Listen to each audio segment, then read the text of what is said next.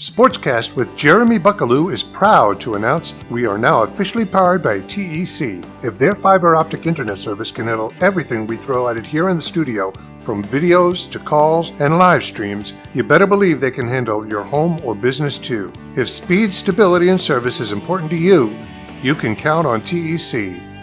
Thanks, TEC. Now let's get to the show.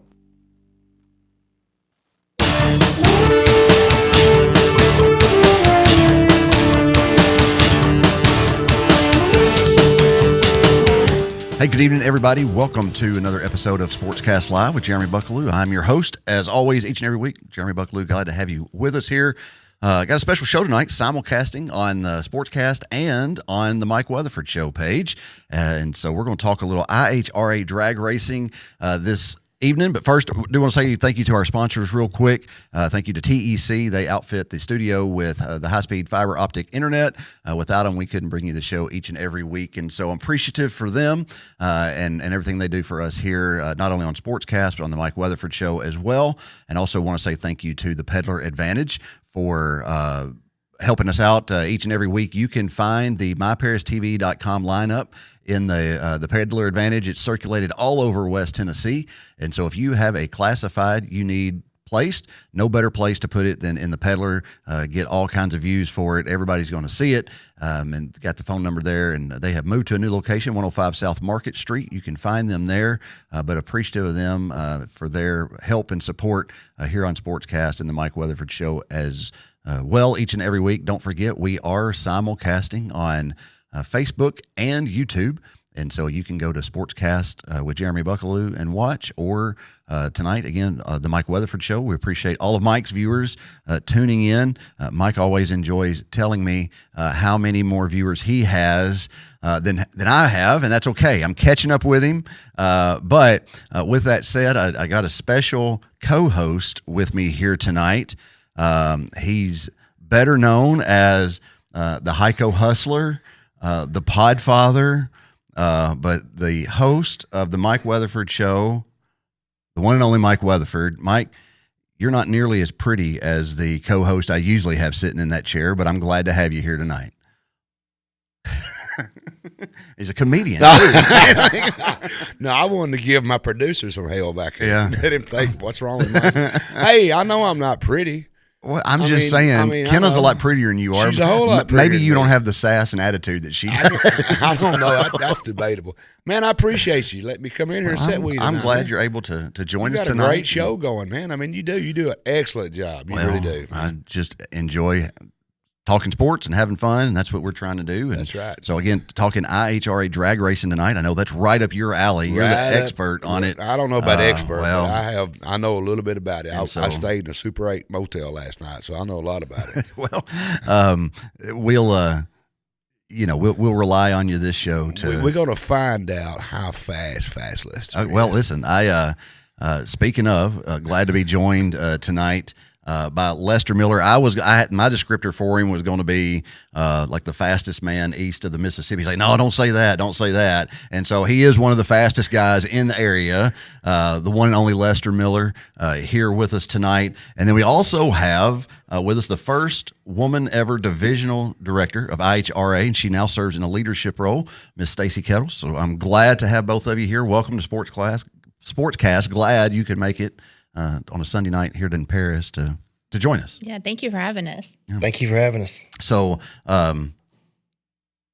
IHRA, there's a lot going on with him, a lot of growth that has happened these last month, few weeks. I know I've been trying to study up for the show and stuff, and y'all got all kinds of stuff going on that is growing the sport. And Stace, that's kind of right up your alley. And that is right up my alley. So IHRA in the past has been just known as being a sanctioned body. Now we've grown into a sanctioned body for just drag racing only. This year we're branching out to all kinds of different sports. We've got power boats, offshore boats, we have jet skis, we have snowmobiles, we have dirt cars, we have tractor pulling. So it's really branched out into more than just the drag racing scene. Yeah, and y'all are not only growing it that way, but recently some developments in Memphis. Y'all purchased the track there in Memphis, I believe. We have. That is like the most exciting purchase that we've made. We just broke ground on Memphis last week, and I got to be a part of that. And I'll be in the leadership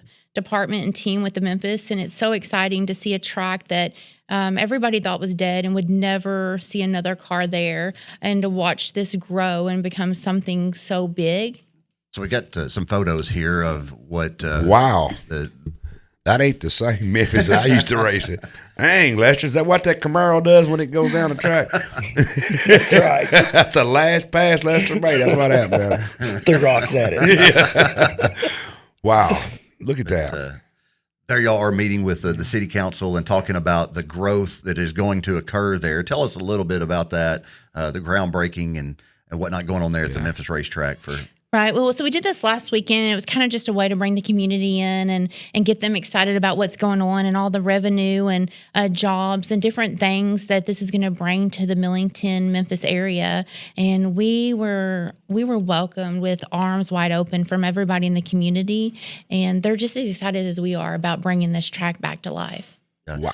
What do you project the dollars going to be spent on this place down here? It's going to be multi-millions of dollars spent, correct? Yeah, they're looking around $60 million to bring the whole facility up to Daryl's vision for it. Wow. Yeah. And so that's just in Memphis, but y'all are growing all over the place, right? We are. We have several new track purchases, and just continue to grow and grow and grow, and it's just going to keep getting better and better. So along with opening the drag strip back up in Memphis, we're going to open up the circle track. There's going to be a dirt track. There's going to be tractor pools. There's going to be... That's a motorsport park. There's going to be everything. And on top of that, they're also adding an amphitheater, and they're projected for it to hold between 20 to possibly 40,000 people at the amphitheater alone. Oh. Yeah. So it's going to be something going on there all the time, and thinking outside of Daryl's big thing is think outside the box. At some of our events, we have bull riding. We've had Ferris wheels, other things besides just drag racing. So when you go to one of our events in our Nitro series, there's no telling what you could see. It's so outside the box, and that's cool. It's just continuously getting bigger, and it's going to be something you definitely want to keep an eye on and watch it grow. Who is this guy? The new owner of IHRA. Tell us who he is. So the owner is Daryl Cuttle, and he purchased IHRA after PRA last year. He was going to come in as a sponsor, and then he's like, you know what? I think I can do more for this as an owner. And he loves racing in any kind of speed.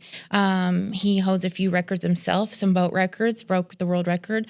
He also has lived in Memphis before. So that was one thing, is he has the same memories at Memphis of walking over that bridge and the same one. So out of all of his projects, I asked him, I said, what are you most excited about right now? And he said Memphis, and I said, me too, you know? So, right. Yeah. Wow, man. So you ever been to Memphis Dragway? I've never been. We always wanted to go down there. First place to ever run 200 mile an hour. Well, and I'm going to tell you, my car wasn't made for 200 mile an hour. Lester, you understand that? Mm-hmm. Scary trip for that. Well, it wasn't scary. Once you get up there fast, Lester can come in any time on that. You don't really pay attention to the speed. But my car was doing things it's never done before. The windshield was coming in. There was shakes. There was shimmies, And the RPM was, the motor was sounding. And I thought, I'm going to have to let off. And I thought I was going to run out of gas. Yeah. I run alcohol. Didn't have a 2.5 gallon tank on there. And I thought, this ain't going to make it the quarter mile. You ever been a quarter? I have been in a quarter. It was mostly whenever, just like a test and tune, whenever Memphis was open. That's what I was testing too. It's a different pass, ain't it? I raced motocycles in quarter mile a lot. That's what, and went pretty high speeds on a motorcycle. So that, you know what I'm saying? It's a different. You run an eighth of a mile, which is 660 foot. Another question: are y'all going to go with 1320? Y'all going to keep it 1,000 foot like the other organization does? You think it will be set up? Memphis will be set up where you can run either. Yes. Okay.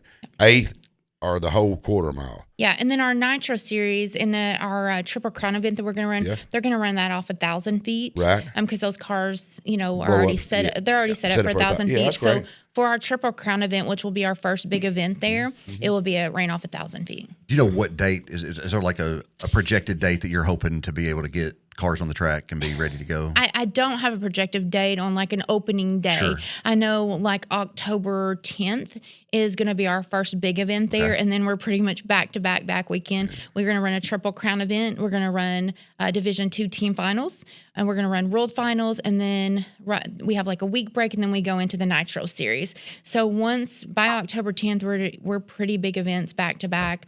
On the weekend, I think it's September 15th, 16th, 17th. We're going to have team finals. We'll have our first stock car race and bull riding all the same weekend. So it'll be a big. We're going to keep this guy's moving. I figured they'd have it going by fish fry, which is April. Well, you know, this guy moves it now, possibly, don't it? yeah. I mean, it possibly will. It just depends It on will. how the weather and what we run into. So I don't have a projective opening date, but But they're going to have to get some cars down that track and get it ready for those events.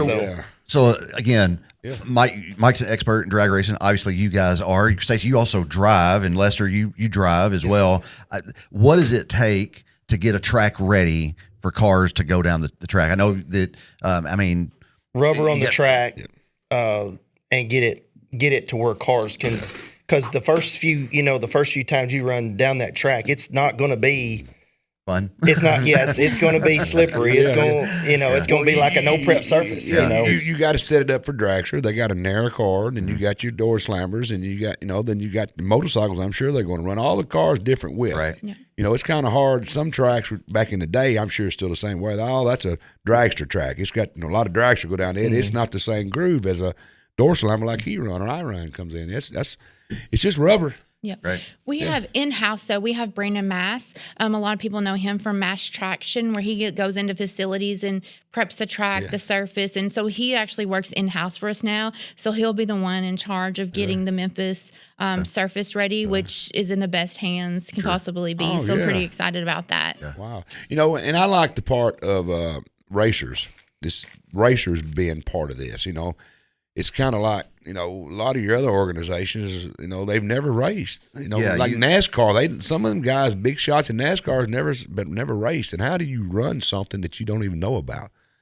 And you're a racer. You race forever, and most everybody involved is racers. Yeah, we do. We have in our leadership crew, we have a bunch of either racers or people that have been in this industry for most of my life. On our leadership crew, we have Larry Morgan, pro stock driver Larry Morgan. Yeah. And so to have those guys also on our team, it helps because, like I said, we know as racers ourselves. And I think that's what makes me such a good divisional director is I'm a racer myself, and I know both sides of the gate. I know what I expect when I pull into the gates of facility, and I know as management what these racers want when they pull in the facility. Yeah. What about classes? What classes are they going to have? Y'all looking at having? We're going to run anything you can imagine. Yeah. Oh, they got an outlaw back in the day. They kind of IHRA is where Pro Mod come from. That's it. Kind of the other organization did pick up a little bit of that, but basically IHRA back in the day was known as Pro Mod. That's where it was at back in the Pro Mod days. And y'all got Pro Stock, Mountain Motor Pro Stock. I think. Do you know the divisions they're going to run, or do you have a clue yet? I don't have a list with me, but we do have pretty much any kind of class of racing you can imagine. Right. Anything down from Teen Street, which is where 13 to 17-year-olds can race, and on a regular bracket night, everything up to top field dragsters, top field funny cars, anything in between. We're going to cover you in some kind of division. Wow, that's cool. But I used to like the old days of the Pro Mod, the Scotty Cannons and all them guys. That was what I liked. Did you like them days, Lester? Mm-hmm. That was the good old days. So you talked about the fact that, I know they're different kind of cars. You said you drive a door slammer, right? So what is, to someone who's ignorant like me, so you got what does that mean? You got your open body cars like dragsters, things like that. Anything. Funny cars. Anything you have to get up and get out of that doesn't have a door on it.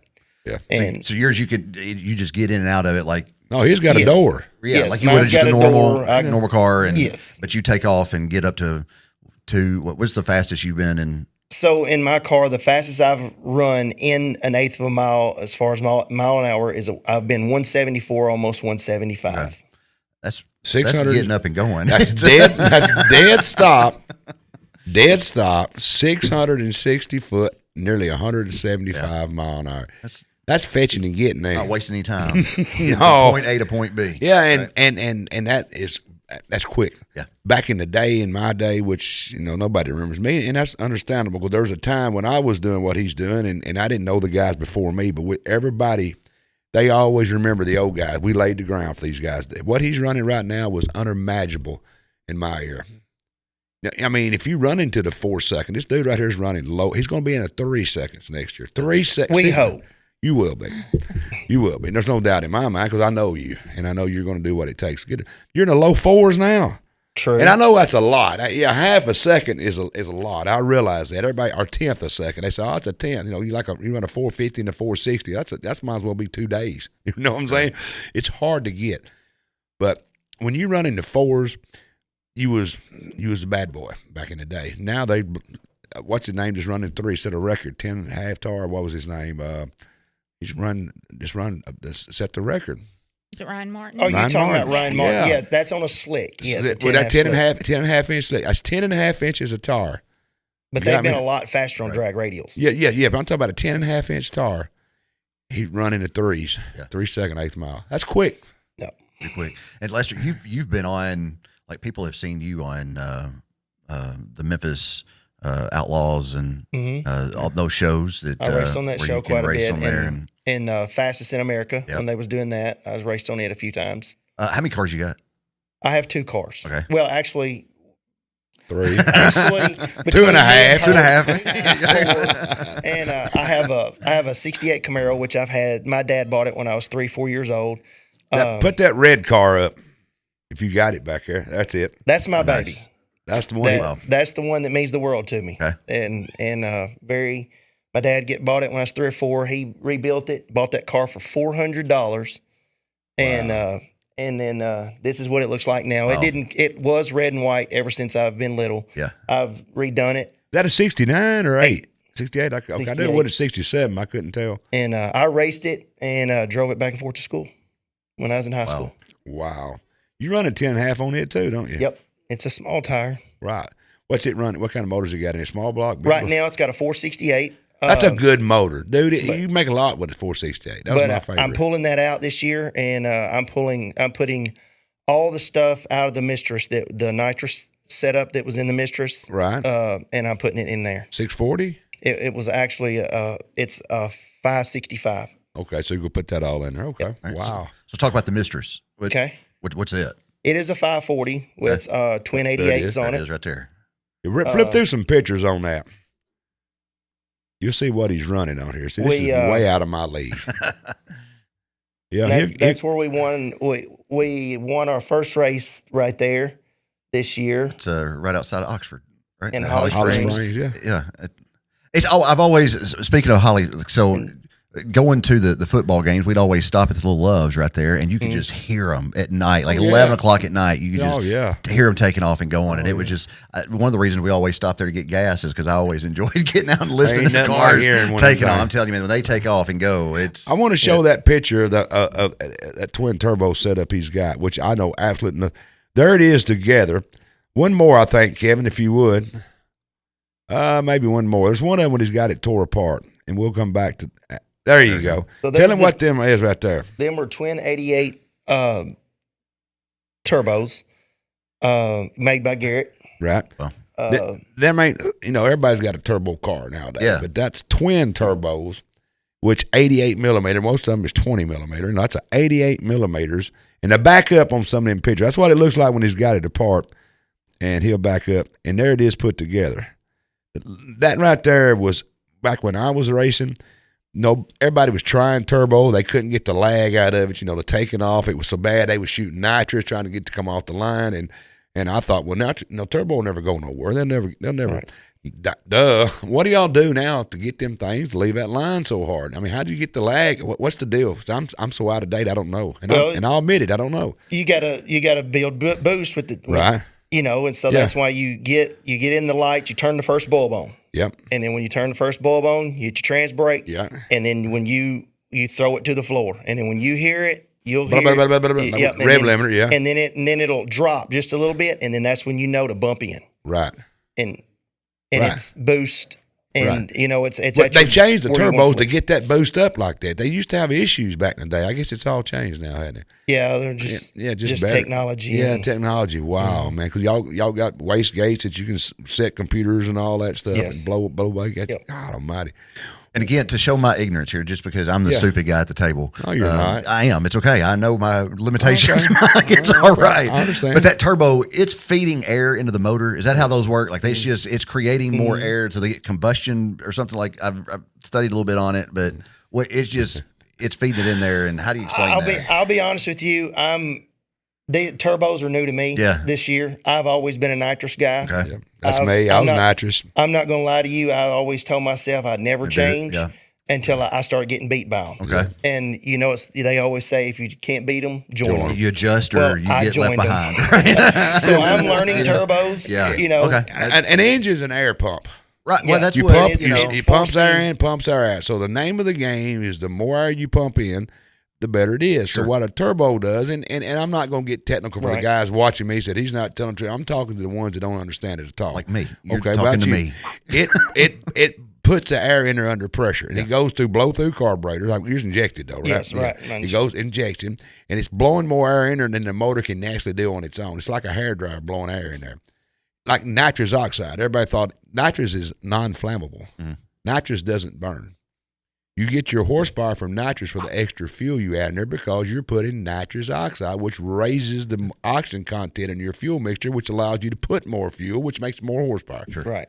It's kind of basically, is that simple enough? Yep. Sounds good. I I'm understand pretty that. close to making it work like it. Yep. It's all about Exactly. air because 14-1 is your air ratio. That's what you want to try to get it around. And you can get 14-1 if you're running 66 millimeter, 100 millimeter. As long as you get that air and fuel ratio the same, it's going to be faster. But you said you're taking your turbo, or you're taking the setup from the Mistress and putting it on your other to run. The nitrous setup, in my okay. red car, Okay, yes, gotcha. because All right. they have a class that's getting real popular. It's called Little Gangsters and Mean Street, Yeah. and that car should run right into that mix, and that's what I want to do with it, and maybe even let Staci drive it some. She needs to ride the Mistress with them. She will, but Yeah. we got a little work up to it. I do drive the red car now, the way Right. it is now. I do drive it. Yeah. Yeah, she's been pretty fast. How fast you been in the 8th? You been in the 5? I know. have been in the 5s, but nothing real fast. So. That's fast. Not I compared to nothing what. I know. So when he drives my car, he always jokes and he says, "I'm gonna text you while I'm going down the Oh, track yeah, I because this thing's so slow." You know. Let me ask you something, Lester. You're 170 mile an hour. Now, be honest with me, and it's okay. Do you look up and see your time? Can't see it.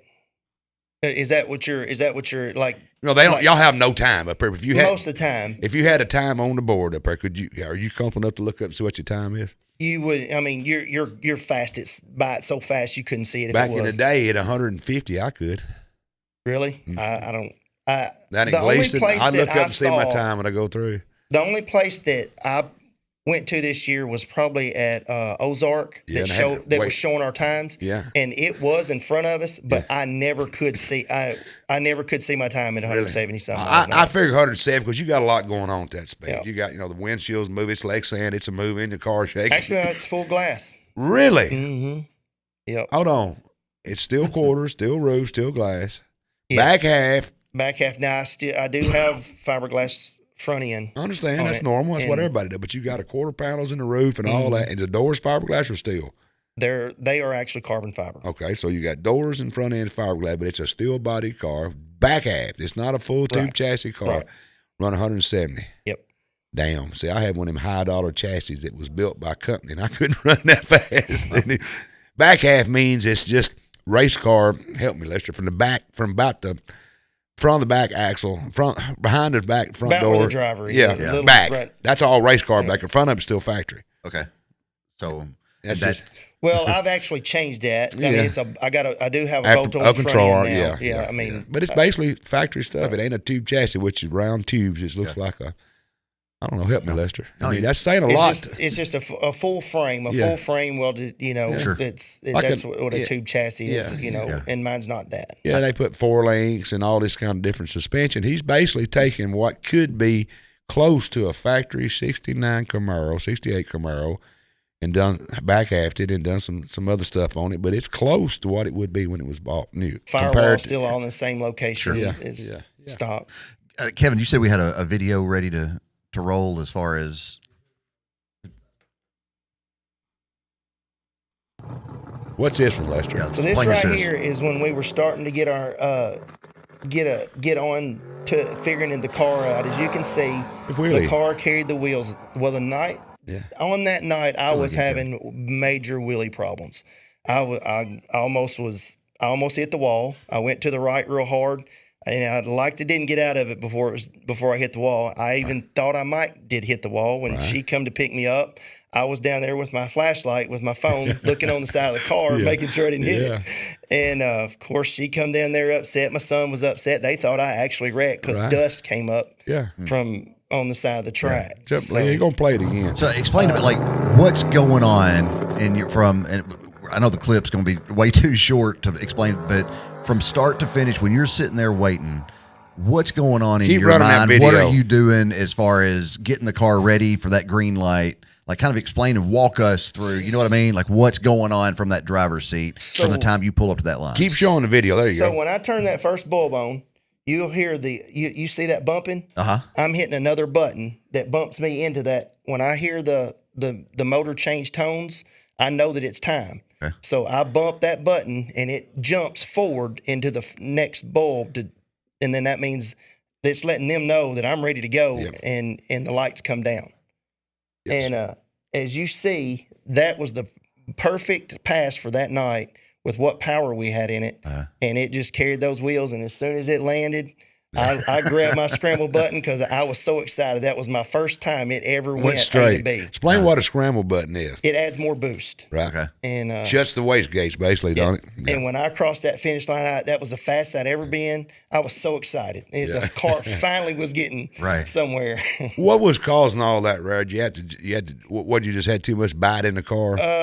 Well, you got a 4-link. What do you got in that car? It's actually ladder bar. We just had the car set up and was making changes because the car was a no prep car, and if you have a it's a complete different change. And when we were, we were going from no prep to prep racing, which is what that is, going from nitrous to turbos with way more horsepower. Mm-hmm. So whenever we just started making passes, of course, you've got to grab, get a handle on it, and we just kept making adjustments. You had too much boost you had too much power for the way you had your chassis set up. Right. Because you're probably leaving there you was hitting it off the line with nitrous, wasn't you? Before, when it was a nitrous car. Yes. You was dropping the trans brake, hitting nitrous kind of moment same time, and then, but you probably, if it wasn't wheeling like that then, and you put that dual turbos on it, you putting a lot more horsepower down. Yeah, this is a whole lot more horsepower. Yeah. I never dynoed my nitrous setup, but this one only on 25 pounds. Well, it was about 24 pounds. Went 2,620 horsepower at the wheel, at the rear wheel. Wow, 26. And that was only on 24 pounds of boost. Wow, not 25. We had a problem. 2,600 horsepower. Wow, that's a lot of horsepower. And we tried to turn it up when we were more, but it kept pushing push rods out, and we had that problem for a little while. We fixed it, and that's when we started going fast. There you go, right here. There's a wheelie.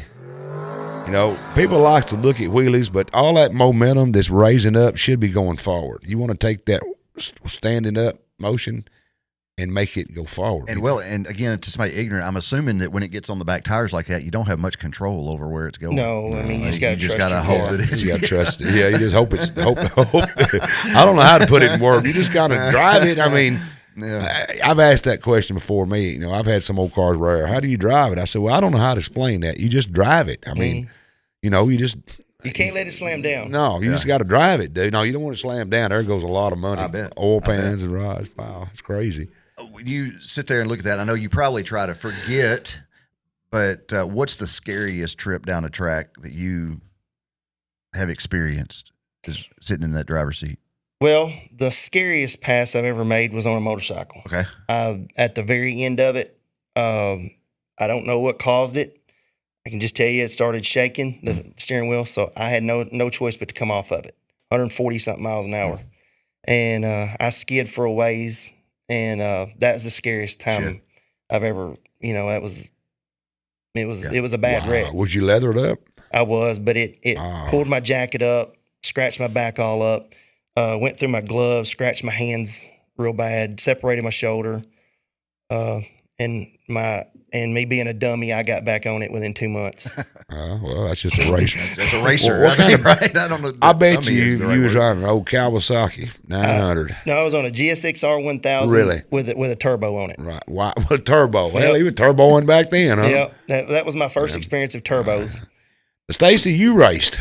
I do race. We got a picture of her car, the gray car. Did you send us a picture of that? I don't know if my picture made it.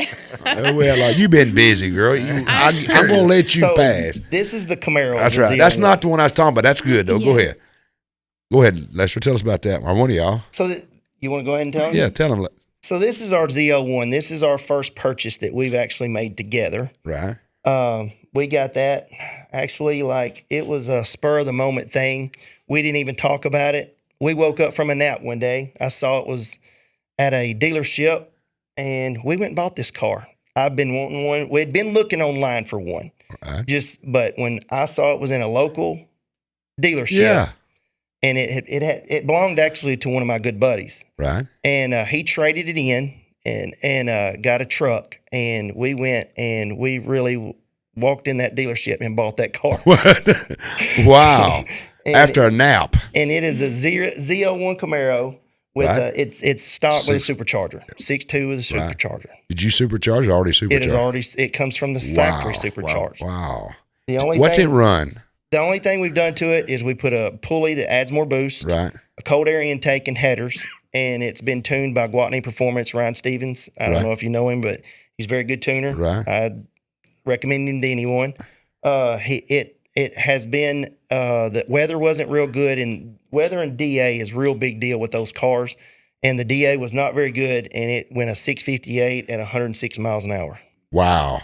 That's quick. That's pretty quick for a stock car. Yeah, and driving the air turned on. Yes. That's cool right there. With the air conditioner. Yeah, and ride around it and bust them at the red light. Nothing like getting it, driving it home, and then drive to the racetrack and run it down. Go out drag strip, race, and get in the car, and turn the air on, turn the tunes on, ride back home. Pick the kids up on Tuesday at school. And then the first time she drove it, she actually was not expecting it, and her foot come off the foot. Oh, yeah. The first time I took it to the track, I wasn't expecting it to pull that hard. I very underestimated it, but the car has seen the school line a few times, pickup line a few times. That's cool. That's good. That's what it's all about. Yeah. Now, tell me about your car you drive. I have a 62 Plymouth Savoy, and tell me what a Savoy is.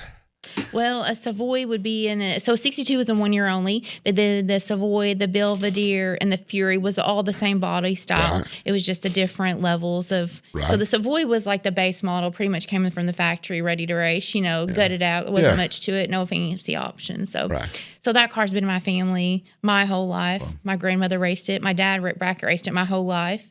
Her grandmother. My grandmother is the first one, and both cool, of them raced it with push buttons. So I've had the car for several years now. It still got the push button in the day. When my father raced it had push buttons, and I switched it over, so it's not push buttons anymore. But that's how my dad. You remember what I'm talking about? Push buttons. I don't.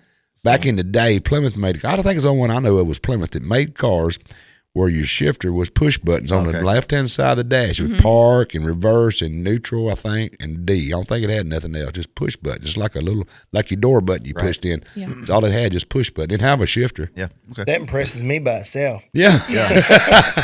What, to have that kind of... being able to do that. Yeah, that is cool. And my dad, he would do it with his thumb. Yeah, he just jammed. Yeah, you just pushed it. Yeah, and if you want to blow somebody's mind, believe it or not, I had a guy at the shop the other day. I got an old '72 step side, pretty cool truck. It's a short bed, a little hot rod. I got a 383 stroker in it. And it's got the dimmer switch in the floorboard. And I guess what's that? I bet that's some kind of rat. I said, what? He said, that button. What's that for? I said, I was looking for a button, and I said. That I said, that's the blinkers, a dimmer, headlight. Oh, okay. I thought of some kind of special button you push. The dude my '68 Camaro still has that button in there. They don't even know that. I remember Dad used to have an old pickup truck. Yeah. That was, I don't remember what year it was. It was an old yellow Ford. Yeah, you or push something. that And it had a button. little pusher button down. I grew up like it. You know what I'm talking? You just push that click. But these people nowadays, younger generation, they don't know. I mean, they just don't have it no more. Right. And they thought it was some kind of special racing deal I'd put in. I said, no, it's the headline. Secret nitrous button. Yeah, that's what they thought. They didn't know what nitrous was. They just never seen that before. I said, no. Listen, I'm just glad that you're an honest enough guy. You weren't like, yeah, I did. Now you owe me $300. What's that? I'm just glad that you weren't like, I put that in there and you owe me $300. Yeah. So, But it's just my old truck. It's a pretty cool truck. You'd like it. It hits pretty hard. Just an old D-Tune 383 we had, and changed the heads on it and kind of tuned it down, drive it on the street. It'll run, but it ain't nothing. It ain't. I'm not saying it's fast, but it's quick. I think he wants to race you out here on Brewer Street. Yeah, right. police and asked a while ago if we was going to race down Brewer Street, and I said, "Yeah, we got them right now, getting prepping the street. Lined up. Yeah, prepping the street." But we got to go ahead. We got to take a break. Yeah, we do. We need to take a break. It's going to be a quick one. We'll hear from TEC, and then we'll be back with more with Staci Kettles and Lester Miller. Y'all stay with us here on SportsCast.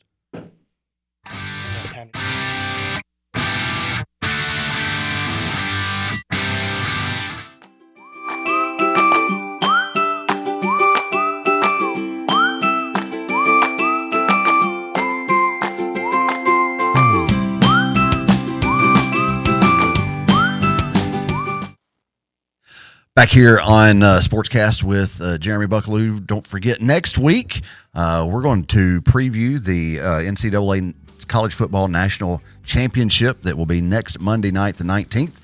Miami Hurricanes taking on the Indiana Hoosiers.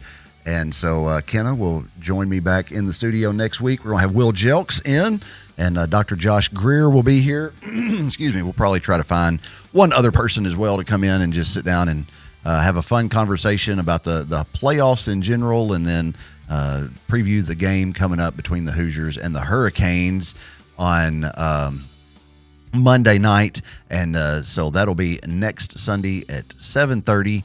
Make sure you join in for that. And don't forget, this week on the Mike Weatherford Show, he has Harold Knight coming in, and that is a very familiar name. If you have done any kind of hunting or outdoors whatsoever, Night and Hale game calls is a staple for the outdoor world. And so Harold Knight will be here. Mike's special guest host will be Brenda Valentine. She is the first lady of hunting. And so that'll be Tuesday night, January the 13th at 7 o'clock.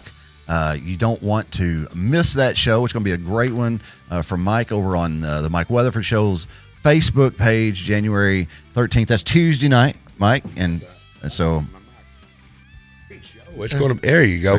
Yeah. Hey, Harold Knight. He is the OG of game calls, man. It's like, I don't know, like, there's a lot of folks around here that hunt and fish and stuff, and Night and Hail is like it's just a staple in outdoors. And Brenda Valentine, the first lady of hunting, she's going to be in the studio. Hey, it's going to be a great show. You need to hear about how Harold Knight in Cadiz, Kentucky started Night and Hail game calls. Here's something that's really funny. He was a barber, and Brenda was a hairdresser, and didn't know each other, but they ended up being big names in hunting. Yeah. I was, we were talking before we came on that I once had a compound bow that Brenda Valentine custom built for me because I was having some shoulder issues and had a shoulder surgery, wanted to hunt but couldn't because I couldn't find a bow that I was able to draw back, and she built me a custom bow. And so she's amazing, as like I said, first lady of hunting. I'm going to have a little small meet and greet for Harold because Harold's getting older. And if you want to meet this man, come up here about 6 o'clock at the studio. We're going to have a small meet and greet. So if you want to meet him, come on. Yeah, it'd be a great time. Everybody come out Tuesday night, January 13th. Show's at 7, but do that at 6 o'clock. And so, yeah, that'll be Tuesday night on Mike's show. And then on the Tennessee Informer, what voters are saying on the trail, Monty Fritz will be the guest. That is tomorrow night at 8:30, and you can find that on the Tennessee Informer's page and YouTube through Kill Media and myparistv.com. Has all that information. You can find it there as well. But Monty Fritz on the Tennessee Informer on the trail, what the voters are saying. So Glad to have again with us tonight Staci Kettles and Lester Miller. Been talking IHRA drag racing and the organization, and Staci, going back to some of the stuff going on with IHRA. You had mentioned these big racetracks like Memphis, and then we got other places, I think like Rockingham and places around. Like they're building a lot of or getting plugged back in, I guess is the best way, a lot of these racetracks that people are familiar with. But also, y'all sanction events at places like Gleason that, like I remember, Mike has been there a million times probably, but being little, my dad and my brothers and I, we all go to Gleason on a Saturday night and watch the races. But y'all are involved in the tracks like that as well, right? Yeah, we are a sanctioning body at the core. That's where we started from. And so, like with my director division, I oversee tracks from St. Louis, south of St. Louis, to the Mexico-Texas border. This year, we're projected to look at roughly around 100 sanctioned tracks. Oh. And that's huge. Double what we were last year. So it's from the little backyard tracks that we all grew up to these big, like Rockingham, etc. No. That's my favorite one. Yeah, George Ray, let him tell you about that little. Talking about, she said the backyard. That's where that is, ain't it? Yes, it literally was in George Ray's backyard. That's right. And that's where I grew up racing. That's right. It's still there. We both have grown up racing in our whole life, and actually there was what magazine? There was a magazine, Hot Rod magazine from 2001. Maybe? Something like that. We just came across. We knew this picture existed, so there's a picture back from like 2001 of my car my 62 at the time my dad was driving it, lined up against his car, and we didn't know each other. And so all these years passed and we didn't know each other, and then like 20 some years later we meet each other. Yeah. And when I first see the picture, I sent it to him. I was like, wouldn't this be cool if that was your red car in the other lane, because there's several red and white Camaros. He's like, that is my car. And so was your dad driving it or you? No, I was driving back then. Cool. Yeah, I've been driving that car since I was 12. Wow. So we both, like every weekend, growing up, we both, he started racing and I started racing when I was like 14. Yeah. And so I've literally every weekend of my life grown up at a track. So whether I'm racing or, I started like my first job was a concession stand at a track, and then I raced, and then my daughter has a junior and Lester races and my family, so it's all that, it really is our life, no matter we're at the track, no matter what our role may be. Sure. So it's kind of, and like I said, I feel like that makes me even better in my position because I do have wore all those different hats at the track. So it does. How far have y'all gone to race? Like I know you said that you're now in charge with IHRA. You're from St. Louis to Mexico, the border, but like, Lester, how far have each of you gone as far as taking a car to line up and race against somebody? I probably made some 7 to 8 hour trips, but there's people that makes a lot more longer trips. I have a full-time job, so it's hard for me to get away just real far. Yeah. So this is, obviously you're very, very good at this and you know what you're doing, but this is it's more of a passion hobby than your full-time employment. You are working, you said, a regular job. Been a hobby, yes. And so it's just it's a drug. I'm gonna be honest with you guys. It's you've heard those saying it's the most fun you can have with your clothes on. Well, it's a drug too. Yeah. Is it not? It's a smell of that fuel. It's a rubber. It's the satisfying position to knowing what you just did, but it's addicted. It's a drug. It is. Yes. I love the feeling of just going fast. Yeah. I don't know how to put it in words. It's just, Staci, is it the smell of the rubber burning, or is it the fuel? Is it we don't run nitro. We burn alcohol. I'm sure you run alcohol too. I run alcohol too. Yeah. It's that alcohol smell. If you've ever been around alcohol. I was fixing to say, like, one of the things that I always loved about going to the races was the smell associated with it. Like you need to get in a car that's run alcohol. I don't care how well you seal them up. That smell gets in that car, don't it? And it gets in your eyes. Your eyes are gonna water. Oh yeah. And if you've never been in an alcohol car, the first pass I made in an outlaw car, I thought there's no possible way a human being can drive this damn thing. My eyes were just pouring, but you just learn. I don't know. You just get used to it. For some reason, mine's sealed off enough to where it doesn't really affect me inside the car. My old car, but hell, I guess. Now, you stand outside of it, it's rough. Then they come up with all them smells, they could put in it. I don't know what the hell all that. Well, I never did do that. They put in candy cane and grape, and cotton candy. Cotton, that's what I think, cotton candy. They come up with all that smell and you put in your alcohol. I never did. I just rawed mine. But to tell you, it's addicted drug, but it's a family sport. I guess you won't call it a drug. It's a family drug because it keeps the family together. When I race, my children went. Right. Then your boy goes with you. I've seen your boy down there a lot. He does go. And your daughter races. You take your family with you. It's a family event. We travel 6, 8, 10 hours, and my children go with me. They all love to do it. Now, when I tried to go professional, I didn't have my family because I left my business and I was gone for weeks at a time with driving somebody else's car. But you miss your family. My kids grew up with a lot of other kids at the drag strip, and they made friends at the drag strip. They would play while me and you would race, Lester, and our kids be playing. We might be fighting each other, mad. They was friends, don't go over and talk to Lester's boy. Stay away from him. And I think my daughter said she's about 9. She got her first boyfriend at the drag strip. And that's just it's a family sport. If you've never been a part of that family, everybody's it's competitive. Everybody is really competitive, but that same person that tried to beat you a while ago, if you need something, he's the first guy there to give it to you. I don't know. Y'all help me. I don't want to take over, but I'm nailing it, what it is. Absolutely. So some of my best friends as an adult are kids that I grew up with playing at the drag strip, playing hide and go seek at the drag strip. Right. And then we all started racing door cars about the same back then. 13, 14 years old, and those are still like my brothers, and we grew up, doing the same thing, and that's why I love it. Is when we do get our kids to tag along, seeing them making those memories. Cause it's like she's telling you, and Lester telling you, unless you've lived it, I don't know how to tell you. I don't know. I'm going to repeat myself. It's either the alcohol or the turbo blue, if I even still make that stuff, or it's the rubber burn. It's something to get you addicted, and your whole family gets hooked. Yeah, absolutely. I remember when my memories. My grandpa, I was his princess. I never got in trouble.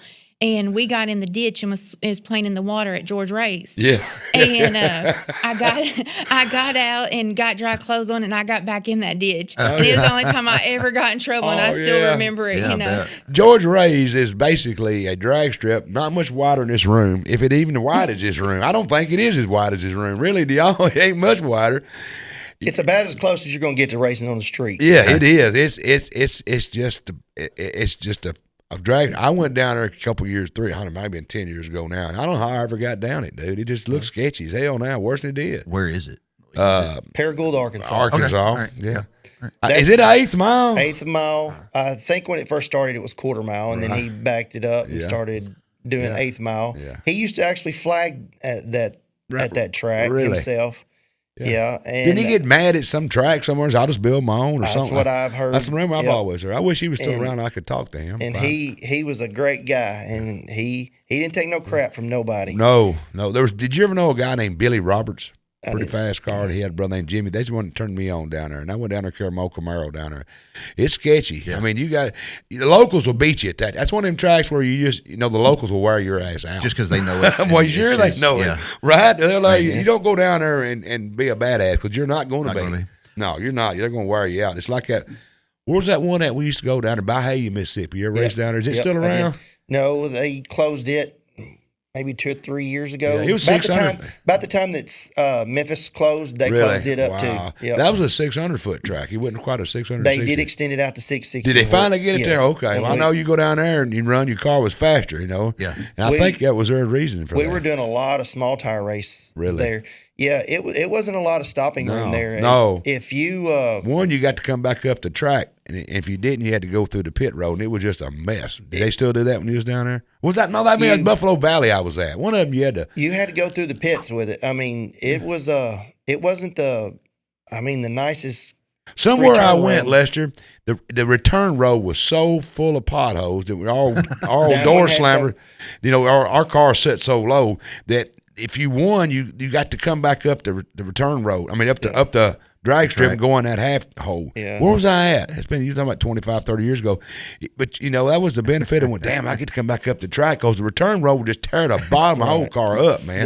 That could have been Buckelew. I think it was. The craziest thing about Buckelew to me was if you raced during the day, you went across the finish line. I usually run you couldn't get a whole lot of speed there because of the track. The track just wouldn't allow, but I could still run mid 130s there.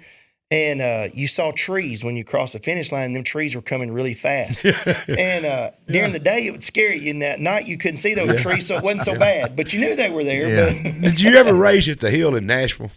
No.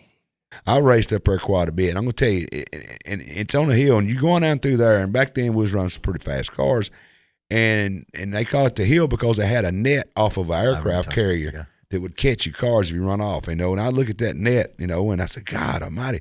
I never had no trouble stopping there or Clarksville, neither one. Mm-hmm. But, you always wonder, why is that net there? There's something, if you didn't slow a car down, you was going off that hill. And that's how racing used to be. It was like NASCAR. NASCAR come from whiskey, and drag racing come from guys like putting them in the backyard and racing. And now IHRA has picked up. And I'm telling you, son, this dude is spending some money. Yeah. I mean, hundreds of millions of dollars. He ain't playing. He's serious. Speaking of, you were talking about family. We've got a Facebook question. We'll come back to it in just a second. But you're talking about the family aspect and growing up. And IHRA recently did, or like just last week, did something that's going to help a bunch of families in the Memphis area. And that's a rather substantial donation they made to St. Jude's Children's Hospital. Yeah. So last year, and I was so blessed to get to be a part of it. There you go. Yeah, IHRA, we did a $10 million donation to St. Jude's, and we are also going to team up with them. Who's that on the right down there, Lester? To do some other, Staci. we're going to do some other projects. So St. Jude's and IHRA are going to team up together, and there'll be a lot of things in the future. And it was an amazing experience to get to be part of. Wow, that right there tells you family order. And the guy, he's just bought. I'm going to ring his bell. He may not ring his own, but I'm going to ring. This dude just bought IHR, just trying to grow it. But he took the time to write a check for $10 million to St. Jude. That's the awesome. guy that's running, that took over and bought IHR, and the one's buying all these tracks. That's the same guy. Yeah, that's the kind of guy you got. In the middle, okay. And then right beside him, so in the end, starting, then we have Destiny. She is our social media marketing, and so she does everything. She's also assistant to the one in the blonde. That's Leah. Right. Leah is the president of IHRA over all divisions. And then you have Daryl Cuttle, the owner, in the middle. And then Larry Morgan, Pro Stock champion. And then me on the end there. Me on there. Staci's got that pose. You see I got that leg cocked. All them women got that. She got that down. No, she's got that down to a science. But that's great. Right there tells you something, Jeremy, about the family. That right there speaks wonders. A lot of organizations don't do that. No. To be like St. Jude, my mom was always a big believed in St. Jude and contributed to St. Jude. And, of course, she died of cancer about 6 years ago. And so just the work that they're doing there, anytime I go through Memphis, I just look at that hospital and I'm thankful it's there. But at the same time, my heart breaks for the families who are in there. And so a $10 million donation that's goes a long way to, It was really neat. And they gave us a tour of the hospital, and we got to see some different departments like the lab and some of the history behind it. And it was really special to get to be there and get to be a part of it. People like that is what makes the world a good place to live. Without them guys that wrote a check for $10 million, that's a lot. Look, he could have spent that on his drag strip. Sure, he could have spent it on. Well, I'm sure that the Memphis complex could have used a $10 million facelift here and there. Right? They're going to get $100 million. Well, they're going to. But my point is, obviously, he went above and beyond. That tells you something about his character. Yeah, I've been like, I need this right now. We got a few more videos ready to go here for the viewers. So this is Staci lining me up. We're in Jackson, Tennessee. We're getting more of a hang on it, trying to make it go faster. We got it staying down right there. Was that point and true? Did you really get there first? I did. Okay. I did. Show some order. I want to show something. We're going to do something that most of these guys nowadays don't do. If you notice, I know I'm talking a lot. I know. But back when I raced, you was proud to put your time up there where everybody could see it. You could strut. Now they don't do that. But Lester said, I'm going to tell you what my car runs. Run some more of them videos, and we're going to put that time slip up there and let Lester tell you how fast this car is. And 660 foot, remember that. He got some more videos. I'm sure he's loading up.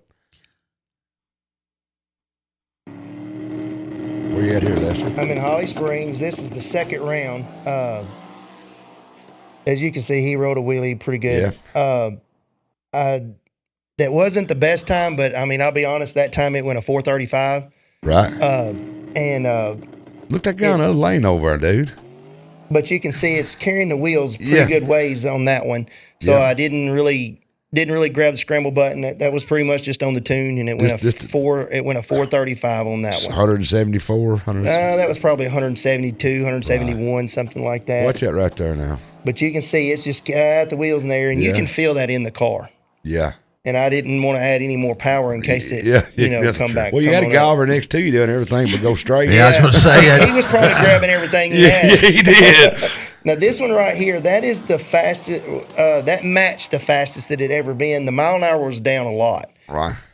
It was, it went through the converter. What I mean by went through the converter, we put too much power. Where you at here? Holly Springs. That was the final. That's the finals that night. And you can see it. It starts. You can see it shooting flames. Yep. I'm on the rev limiter. Yep. And because put that time slip up while he's talking. Okay, do that one more time. This one right here, I would have went faster than what this time slip shows. And I'll tell you here in just a second. That pass right there would have been the fastest one I ever made. Right. My 60 foot and my 330 was. There you go, right there. So that was the first round of that day. 112, 60 foot. Yes. It went a 173. Right. So on that one that you saw at night, I had a 110 60 foot. The 330 was a 284. Wow. And so you see that already we would have went. You was quicker. Yes. You was in the 20s. Yes. If you just do the math. It was turned up more on the other end too. Wow. So it would probably went 175, 170. You know. See now how that works right there, Jamie. That top one is car number. The second one is the reaction time. That third one is your 60 foot. How fast you can travel from dead stop 60 foot. The next one is your 330. That's just a tuning line. That's just a tuning number they give you. That 432 is how fast it took him to go dead stop 660 foot, and he done that at 173.61, which you could say that's 174 mile an hour. Yeah. And I do have some with the mile an hour was more, like 174. Right. We just didn't have it all together. Right, didn't put all the two form together. But the good thing that I like is it says the last line. What's that last word say? Winner. That's all that matters, ain't it? That's right. But there it is again. That's how quick. Now remember, folks, he's running 660 foot, which is an eighth of a mile. That's no time. I mean, that's quick. And this was actually that matched the 432 again. Yeah. But it was a lot less mile an hour. Yeah. I don't even think it went into the 170s on it. Right. And, that's quick. To tell you something, to give you a little idea. Now you think a 399 to a 430. That ain't much, is it? Well, I bet in the racing world, you it's damn right. That's like walking across the Sierra Desert. Yeah. But it ain't when you got the kind of tuning they got now. He just got to work on stuff like he's going to work on probably the converter. I'm sure you're going to work the on converter so we can add more power that's to right. it. I mean, you didn't tell it. I knew that's what you was going to say. The car is not. We're not even close to where it can be on power. No. He's got a power, but you got to get that power from that engine to that back tires, and that back tires got to put it to the track, and that's a lot. So, how many runs a night will you make in a typical night? If I win, usually about 6. Usually you get 2 qualifying and usually 4 rounds of racing. Okay. And so after those 2 qualifying rounds or what, how often are you going back or what does it look like to fine tune your car between races? Is that something that's allowed? Can you do that? Or you just have to race what you brought? Yeah, you use your qualifying passes to see what the track will take. Okay. And qualify we done no time racing last year, so really it's not qualifying. You just really get 2 test hits and you go draw chips to see who you race. And so in the down time that you're waiting to get back on the line? Like, what are you doing to the car? We are trying to cool it off, putting the tune up, looking at data on what it did, because the car, when I let go of the trans brake, it tells even before it tells everything that the car's doing. And I got a guy that helps me tune the car. His name's John Williams. He's one of my buddies. With a laptop. Okay. And it's done through a laptop, and he looks at it. And we can see everything that it's doing, and he's a lot smarter in this stuff than I am. So he puts the tune up in it, and I drive it. And I tell him you just hang on, right? What it's doing. And I mean, let me tell you something. He just said something there that you didn't think of. He said he goes 6 times a night, right? And he do 4 seconds. You only get to be out there 24 seconds. Isn't that crazy? Yeah. And I told somebody one year, my old car run like that, how much money I spent because I tore something up. And I said, that cost me about $15,000 a second. And it does. You look at the money. But it's you hear what he was saying? It's a game. Yeah. You're tuning, and they're fooling with the timing a lot. I'm sure with that turbos, it's a lot of timing, shift points, and all that. Is it basically I don't know how you tune them turbo cars. Is it timing or is it fuel or timing and boost? Boost when it comes in or how much comes in. Mm-hmm. Wow, so that is a game, man. How do you somebody's got to be able to look at that data. It tells you everything. And then know what it's telling you. It's kind of like when I work on a car, I got all this information, but if I don't know what the heck it's telling me, I don't know. That's got to be somebody sharp. Yep. And it's like I said, it tells everything. Drive shaft speed. Right. I've even got shock sensors on that car that tells you how fast the shocks are moving, how much they're moving. Right. That really helps a lot. I should have had that when I was no prep racing, but I didn't. I didn't put the money in it. Yeah. But that helped us a lot on figuring the car out. Do you undo your shocks when you're traveling? When I do what? On a trailer, when you got your car and trailer? No, I don't. We used to do that. I don't know if they say your shocks get wore out and it changes. I'm sure they do. All that bouncing in the trailer, so we done do our rear shock. Isn't that crazy? Yeah. I mean, it's crazy, Stacy. You're still here, Stacy. I'm still here, just listening. Two guys talking. But we did. Philip on Facebook, speaking of all the, the adjustments and turbos and nitro and all that, Philip's asked, what's the difference, and both of y'all, Stacy, what's the difference between methanol and alcohol? There ain't none. Nothing. It's the same thing. We just call it different things. Different name for the same product. Yeah. So. It's just methanol is what you can't drink this stuff. It's like wood alcohol. No, it probably wouldn't taste very good. No, I've had it in my mouth. I'll tell you something about methanol. He'll back me up. Your car cranks without squirting it, right? You have to squirt it sometime. If it's cold, it will not. It's not going. Yeah, you're gonna have to. Let me tell you a story. We used to use those Joy bottles or Dawn liquid bottles, right? And you had a little snap-on lid. You put some gas or whatever you want to put it. But I always made them crank mine on gas because I could watch that flame out. That stuff you can't see it burning. Uh-huh. Mm-hmm. My wife back then, clear. she cut her burned her whole hand. Didn't know she was on fire. I seen her over there flank because it popped back and caught that thing on fire, burned her hands. That's when I went to gasoline, right, where I could see it. It doesn't care what it cranked. And methanol, alcohol, same thing. Same thing.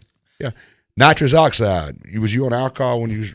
No, I was on high octane gas. I run alcohol and I shot nitrous with gasoline on top of the alcohol. Okay. You ever heard of that? Yeah, putting gas with with your nitrous. Yeah, yes. Yes, you had another fuel tank. I had another fuel tank. Yeah, but I run alcohol, but I shot nitrous with fuel in it. I didn't know if they still. Some people do that. Yeah. I mean, I thought it was. You better. don't see it a lot, but no, I thought it was better. I really did. I thought it made the car better, and and it's just why some people run certain things. Like, and you also can, if you just want to run alcohol, you can jet it. Alcohol. Yeah, you can. You're right. Yeah. I've been here an hour. Got to not wrap things up, but we got to slowly wrap. We got to start to wrap things up. But I do have some more questions for Staci, just real quick. Sure. Go ahead. 5-year plan for IHRA. Where do you see y'all in 5 years from now? Is it too far ahead to say? We possibly will be on the moon. It's huge. We're growing at such a rapid pace. Yeah. It's hard to say. I mean, we in a year have made, probably 20 years of progress I've in the never seen normal anything world. like it. Yeah. So, Airplane racing. Yeah. That'd be fun. It's hard to say. I mean, Elon Musk having a rocket headed to the moon. The sky, I mean, anything is a limit. Like Yeah. I said, we have grown way more than most people would even thought was possible in 1 year. So all I can say is stay tuned because it's going to be big. When I said, when she said October, break Just opened wait up, and I see, said, yeah. hell, fish fry, they'll be open in April. As fast as they're moving, dude. That's true. What excites you the most about it, though? Like as far as just the potential, or Yeah, like IHRA as a whole, like everything they do, it's like making histories, putting it in the history book, like seeing it, from the racer's perspective. And, this is my job. Like this is what I get paid to do is awesome. But specifically Memphis is what me and I think most people are excited about in this area because of bringing back, like I said, bringing back something that nobody thought was then possible. Doing then possible is what it's like working with IHRA. That's a big organization. well, and I mean, like you said, they're just growing leaps and bounds. It's amazing, dude. I mean, to go from just an idea. I think you said after last year he was going to, in 24, I think he was going to go down there and sponsor an event. And I'm just going to say he probably didn't say, "Hell, y'all don't know how to run this damn thing." I'm not. He didn't. Now she didn't say this, but I'm going to say, why else would you go to sponsors and end up buying it? That's No, why would he probably say, y'all don't know what, I'm not spending no money. Y'all don't know what y'all do here. Will you just sell it? Well, yeah, we'll sell it. And he bought it, and now he's running with it. This dude right here is got plans that we don't know about. Stacy knows. She can't talk. I understand that because there's a lot of things she's probably chomping at the bits, wants to say, but she can't say it. I understand that, but they have things coming with IHRA that's going to blow your mind off. And we need that in the motorsports. Yeah. We all used to watch the Street Outlaws. They brung drag racing back. Well, whatever you want to say about they really did. Whatever you want to say about the Street Outlaws, some people like them, some people don't. A lot of racers was mad at JJ and all them guys. Whatever, I don't care. But they brung drag racing back. You got to say that they did. It put drag racing back on the map. It needed it bad. It was going. It was no tracks was falling out. Now they're back. And then IHRA coming on board like they are. NHRA, which is their competitor, National Hot Rod Association. Right. They didn't even finish their points last year. I never seen anything like that in my life. I don't know how the hell you can do that. Just call a champion. I know you can't say that. I can. Can I? Yeah. It's your show. It's my show. But it's a fact. How do you just why would I'd be madder than hell if they just said, well, he won this race last year, so he's going to be the champion. Yeah. That's crazy. Just say, all right, we'll come back and finish it or whatever. You just don't make a guy a champion. And so there's problems in NASCAR. Mm-hmm. They got sued. And they settled out of court. We don't know what all they settled for. A lot of that stuff we do know. We don't know behind the scene. And the France family, they getting rid of some people and bringing it back. IHRA is going to make the NHRA either wake up or get out of the damn way. Yeah, I'm telling you, this guy. If you ever go to like one of our nitro events, it's like Daryl goes around every morning on his tractor and he unloads 2 bags of ice at every trailer. In the hospitality alone that IHRA is showing he feeds the drivers, he feeds their crew. It is definitely like you feel like a big family. Yeah. I was in a meetings this week and the different things that we're going to offer our racers, it's unbeatable. And you wouldn't even think like you would relate that with drag racing.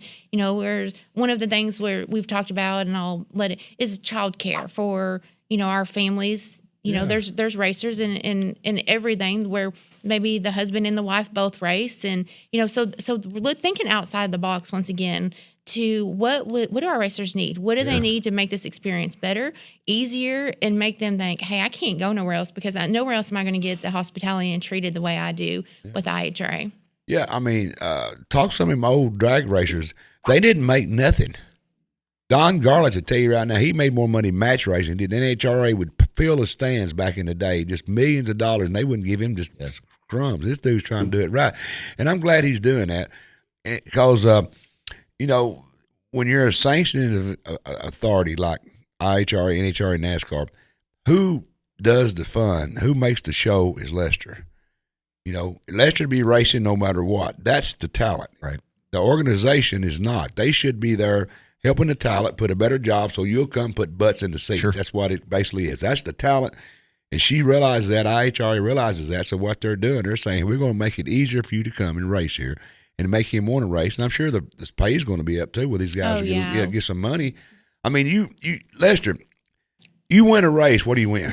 Most. It just depends. 500 to 1,000, about all you win. Some $5,000 races, right. yeah, but that ain't a lot of them. The most I've won, I have won a couple that was pretty good up there, but the most I've won, and there's a picture on my Facebook. I'm holding $10,000. Right. I won a couple $5,000 races, but there's an average you race for $1,000, and back in the day, sometimes $500. Right? You know what I'm saying? But usually, I mean, it's usually if it's just a regular race, $1,000 to $2,000. Right. That's what you race it for, and you're spending.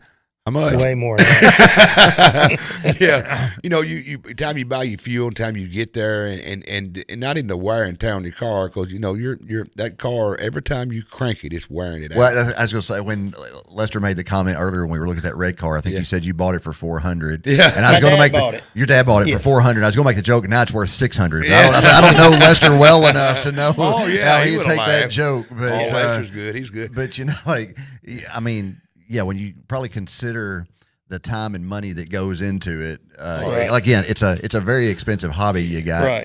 They say boat is an Indian word for hole in the garage you throw money in. Yeah. Race car is the Indian word too. I understand. It's another hole in the garage you throw money in. I mean, like I said, it's a family sport. If you don't realize that, go to the drag strip. IHRA and drag race is one of the few where you can get to the drivers. NASCAR kind of keeps you away from them. You can go to the pit, see these drivers, and you'll see their children, you'll see their family, and you'll see a bunch of kids over there somewhere playing in maybe in the mud hole like she did. That's right. Well, you'll see that going on at a drag race. You don't see that much at NASCAR. You see the drivers' families, but you don't see the average people out there like that. Where can we get more information? Facebook, Twitter, Instagram, websites, all that. And I know you got the IHRA.com there. I'm assuming it'll have everything. It has schedules, events, rules. You can buy your membership. You can. You don't have to be a racer to belong. You can join the IHRA. Yeah. And we're also sharing stuff all the time that's on both of our pages. Okay. Sure. Yeah. So we were talking about the purses. We just released our schedule for the Triple Crown. We're going to do 3 big events. They're not going to be included in the points, but just kind of to put a show on. And like Top Fuel and Funny Car, they're going to pay $150,000 for the winner. Wow. See there? I mean, the payouts are amazing. Like Top Fuel and Funny Car will also get $10,000 promotional money, kind of tow money type, to help them guys get there and want to come. I mean, it's big. Yeah. So they just posted yesterday on all of our social media the payout breakdowns and the schedules for those. Wow. And it's those payouts are big. They're unheard of. Yeah. That is unheard of. I don't think that's painted to other guys. But he understands that's who the show is. Yeah. If you forget sometime, like my daddy said, son, if you're going to dance in music, you got to pay the fiddler. Right. They're also bringing a class that's new to the Pro Series. It's called a Bratz class. It's a 10.5-inch tire, and he's paying $20,000 in that. Wow.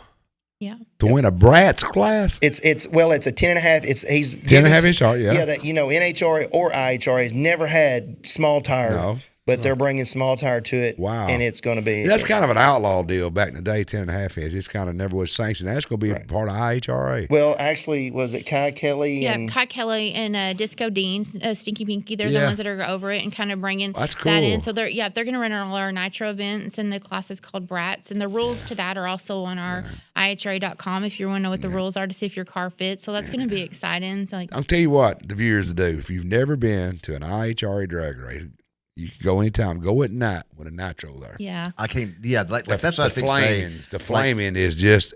You want fireworks. Those flames will just blow your mind, won't they? Yeah, you need to come. It's amazing. And to feel it in this, even sit in the grandstands to feel the power when those cars go by. It's amazing. It gets in your chest. I bet. Yeah. I bet. I was just fixing to say that I'm like shakes it. I'm excited about. I hope in October when get all that done. And, I think that event's in November, and November the 5th. 7th? So there will be some at the Triple Crown, I believe, also. But our last big event at Memphis for the year on the schedule right now is going to be our Nitro Series, and that's where that'd be the big. You need to go see that. Yeah. You need to be. Back in the day, you could get down on kind of not on the far end, get down on way on the end when them cars come by, and there's nobody I know of that I could care. Back when I used to race down, I had some limited experience. I'd get them down there toward the end, and nobody could stand there and them cars come by. It's just damn near impossible, ain't it? You want earplugs in. Yeah. The fear factor, that's fight or flight. There ain't many people that they're running backwards. I don't know how to explain it. When it comes by, it gets into your head, it gets into your body, the ground's pounding. You got 15,000 horsepower times 2 coming by you at 300 mile an hour. It ain't like Granny pushing a shopping cart at Walmart, is it? Is that not basically what it is? It's just loud. It's something if you've never experienced it, and you can walk through the pits. IHRA, go down there and walk. You can meet all the big name drivers. They got it roped off where you can't get up there and aggravate them, but you'll meet them, and sometimes they'll speak to you and talk to you. Nine times out of 10, they'll speak autograph. to you. Yeah, autograph. And we really promote and push, and we support the crews that want to sell their own T-shirts and their merchandise and go to their trailer and get their autograph. Yes. And, it's a definitely like a hands-on, meet the driver kind of experience. Yeah. It is. It's an event that you need to go see, and I'm tickled to death Memphis. I'm gonna come down. Yeah, I was gonna say, that's what excites me is that Memphis, local. Yeah. And back in the day in IHRA, which we're not here to talk about it, but they're out there too. There was A, B, and C class. They had put Memphis down to the bottom. You knew that. It was one of the lowest paying ones around. Really? Yeah, back in the IHRA days, it was low. It wasn't A class. They saved that for Verona and all them other places. But and you go down there at Memphis, it was packed. Remember that? Super Chevy was packed. And I said, how can they not pay these guys that way? it was packed, and they charged you for everything you did down there. Parking was a charge, getting in the gate was a charge, all that. And I understand that. Sure. And I think if you pooted, they charge you for that. But, the money coming in, and they were just greedy, I felt like, Yeah. Maybe I'm wrong. I'm not in that business. I don't know. I don't know what the payouts were at NHRA events. It wasn't nothing. I don't think it's much more than what they're paying right now. Because, IHRA took, when they closed, it was an NHRA the first time. Yeah. And then when they opened back up like 2 or 3 years later, it was IHRA. It was IHRA, and they never brought another big event because IHRA until now didn't have it. Didn't have the Pro Series. No, they didn't have nobody to do it really. Yeah. And that's why I said your owner. I'm sure he was going. You said he was going to sponsor, right? Right. And up buying it. Yeah. And so his things, we've been asked what is it like for the racers? What is the advantage of IHRA actually owning the facility? Well, we can make it a cheaper experience for you because we're not, it's our facility. We control everything from the gate to the ticket person to, so that allows us to make it more affordable and pass that cost on. Is. Because that is, Daryl's whole and IHRA as a whole is we want it to be a family. We want you to be able to bring your whole family out and to be able to afford it. And we do a veterans program, and we work with the veterans where they get to come in for free and have different services. So anything that we can work with and also in with the community and to bring them in at a cost that's reasonable. And, you go to almost anything and it's expensive. Living's high. And that's his thing is trying to make this where you can go and, just like I said, you can come to a racetrack and watch a bull riders at the same time. You're getting, that's cool. If one kid don't like this, there's going to be this, if they're, the kids are getting burned out on the race, and they can hop on the Ferris wheel. They gonna put the suites back and all that, you think? There will be some suites there. Right. The track was in such poor conditions. All the buildings are going to come down. Yeah. Not the walkway. It's going to stay. Right. So there's plans for a new tower that's going to have some media suites, and but there won't be a separate suite building as far as I know, before. Yeah. That's good and bad.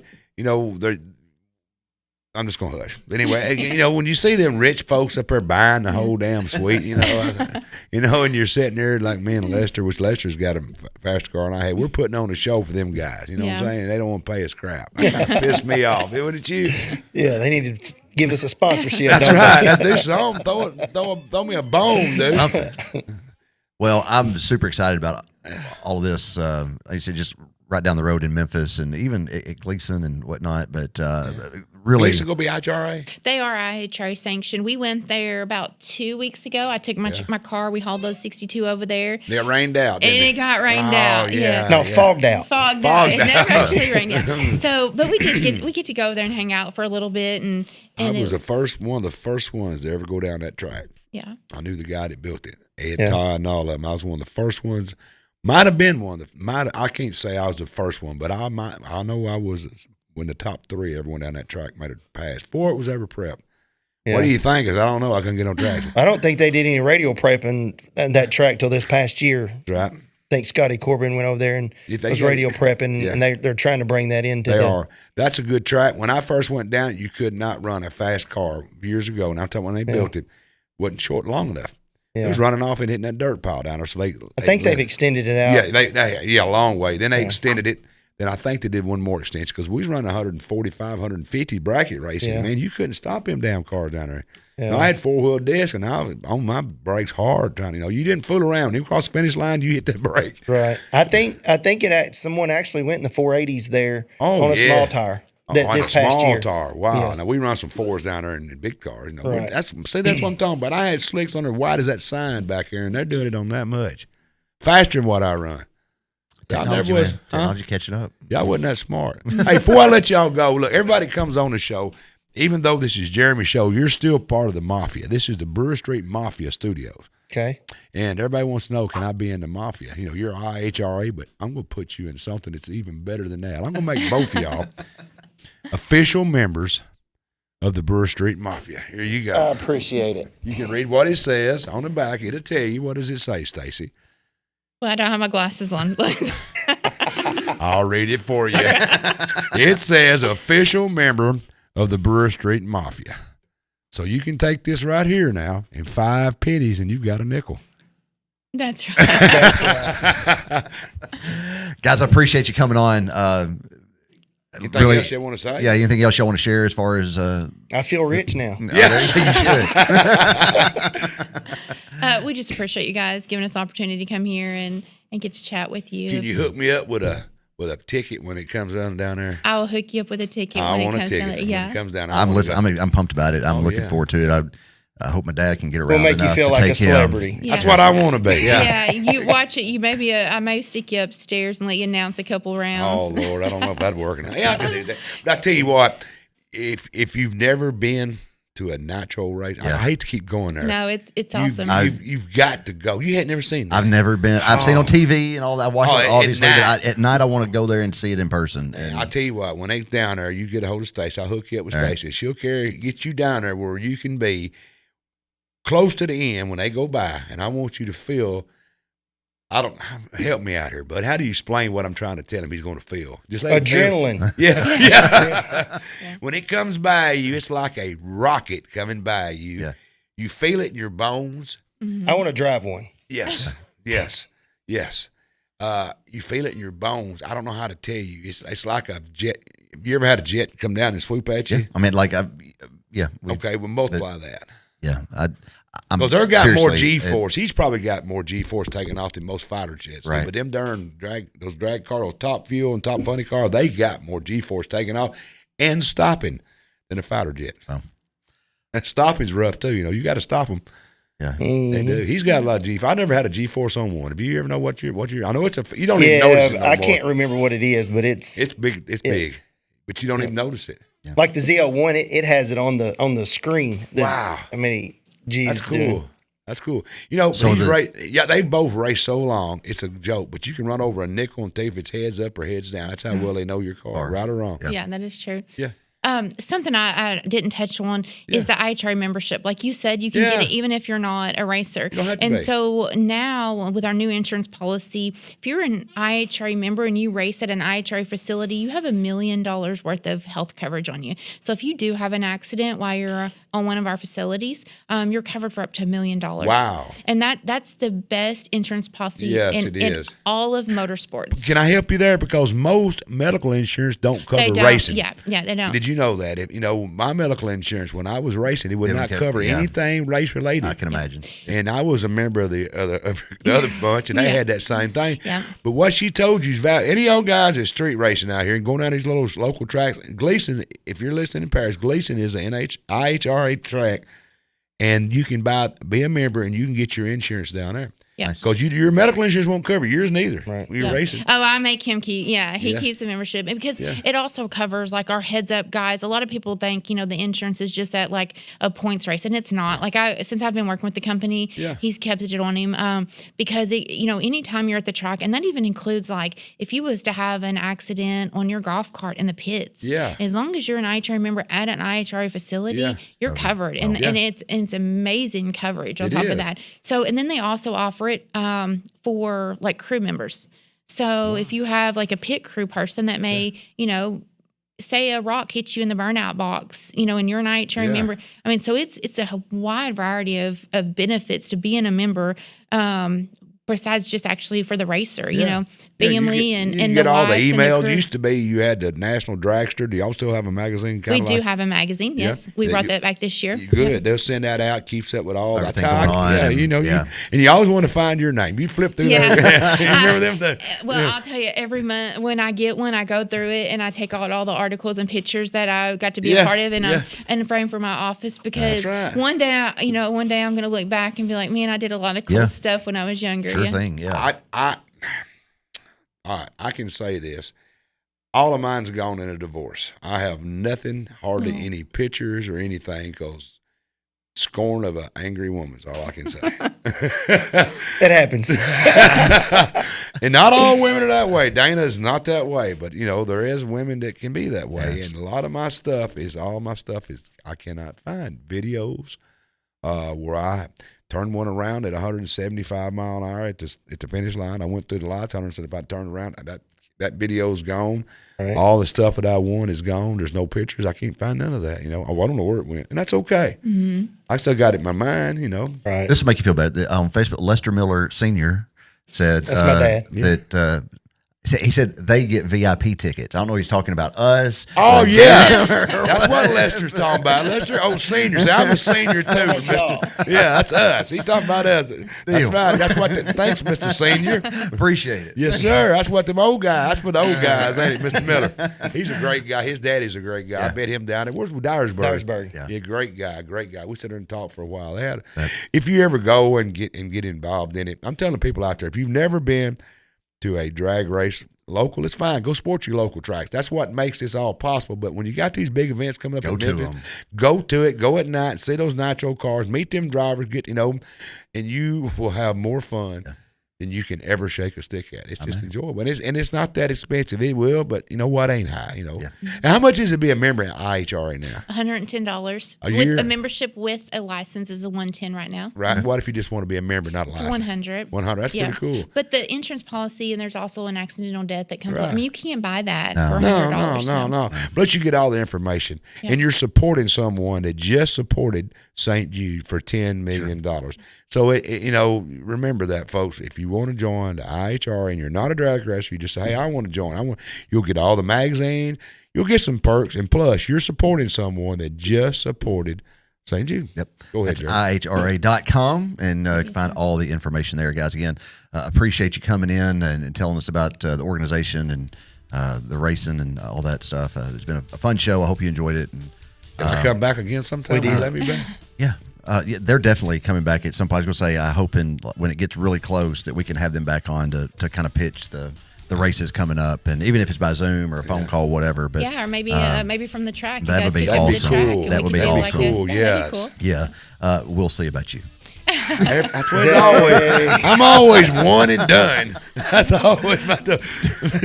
Don't forget. One and done, dude. Don't forget. You still like me, don't you, Lester? I do. All right, brother. I wouldn't have it. I tell everybody I wouldn't have a show if it wasn't for Mike. So I appreciate it very much. You do a great job. I won't tell everybody. Look, listen. This is for me on my show. If you've not done it yet, reach over there, hit that follow button. If you're watching on his show, or wherever we're at, find him and follow him because he brings you great stuff. He really does. He's a good guy, great guy, does an excellent job. He's a lot smarter than me because I ain't that smart. I just sit up here and talk. Well, I say all the time I'm just an idiot with a microphone. That's probably the best descriptor of me that's ever been. Guys, we appreciate you tuning in. Join us next week. Don't forget Mike's show on Tuesday night with Night and Hale. Game calls. Brenda Valentine will be on. Harold Knight in the studio here at Brewer Street Mafia live. And so tune in on Tuesday night for Mike's show. Next Sunday night, we're going to break down the national championship, Miami versus Indiana, and talk a little NCAA football and everything that goes along with that on SportsCast. Until look at that co-host. I know I'm telling you, she's a lot prettier than you are. She's a lot prettier than me. Till I next think week. Indiana's going to win. I don't see anybody beating that I don't team. either. They are impressive. That defense and is they're bad. they're the real deal. Defense is where it's at. Just dismantle Oregon the way they did Yeah. anyway. Yeah, that's who my money is on. Guys, we appreciate you tuning in. Join us next week. As always, take care of yourself and each other. We'll see you next week.